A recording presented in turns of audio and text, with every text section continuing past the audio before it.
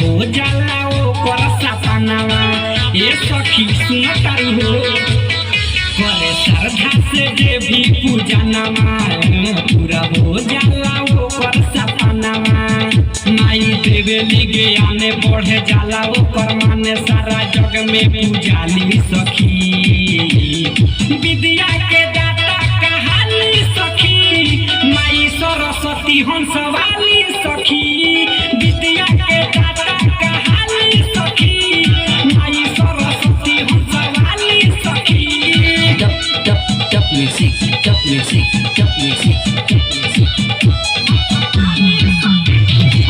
Music by Mohan Yadav. करेला लोग आके उनकर पूजन हो बारी के धूपे अगरबत्ती दियन हो।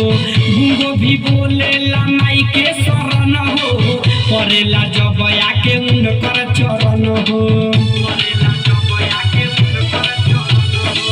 करेला लोग आके उनकर पूजन हो बारी के धूपे अगरबत्ती दियन हो। गुंगो भी बोलेला माई के शरण हो करेला जब आके उनकर चरण हो।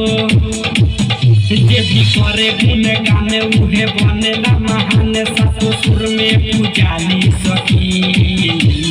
विद्या के दाता कहानी सखी माई सरस्वती हंसवाली सखी। विद्या के दाता कहानी सखी माई सरस्वती हंसवाली सखी।